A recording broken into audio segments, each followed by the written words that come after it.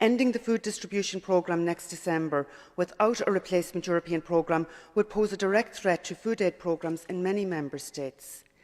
The proposal that we are considering here today envisages European support for national schemes that address poverty, which exists in all member states. But it would go beyond the food distribution programme by introducing the possibility for the distribution of basic material assistance. This could include, for example, starter packs for homeless people moving into a new home, or clothing and footwear for children.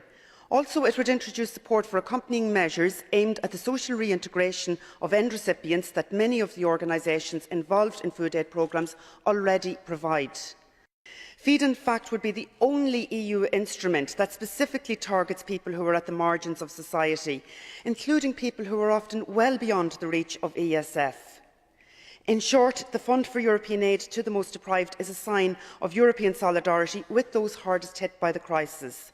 I urge members to endorse the report as adopted by the Employment and Social Affairs Committee, so that we will have a strong mandate to negotiate with Council and Commission and see feed commence operations as planned from early next year. A group of member states continues to oppose this fund, and in particular the fact that it would cover the whole EU.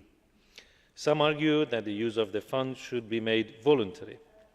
No country, however, wants to give up its share of the envelope. Clearly, such voluntary use would almost certainly make it impossible for the fund to reach the budget eventually earmarked to it. This would be a step back on the EU solidarity, very difficult to communicate to our citizens. The Budget Committee fully supports the creation of this fund. Indeed, we believe that food banks are one of the few growth industries in many parts of Europe currently. We believe this fund should be 3.5 billion, not 2.5 billion, if it's to have a big impact. Toute l'Europe nous regarde, tous nos concitoyens nous regardent, regardent le Parlement, regardent les groupes politiques. La valeur que nous partageons, c'est la valeur de solidarité sociale. Nous nous sommes battus pour avoir une solidarité financière. Nous nous sommes battus pour avoir une solidarité bancaire. Nous l'avons voté. Nous avons voté la solidarité économique. Et nous refuserions la solidarité sociale à nos concitoyens. Non. Cela n'est pas possible. J'appelle mon groupe politique à voter pour que ce fonds fonctionne comme tous les fonds, et à ne pas tenir compte des minorités de blocage. Les affreux de la minorité de blocage, que veulent-ils?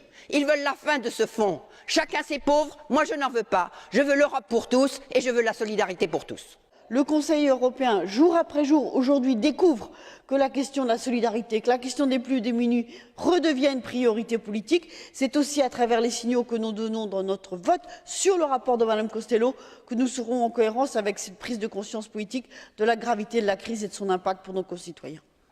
My group ALDE is fully in support of this fund. However, there is a debate as to whether it should be mandatory or voluntary.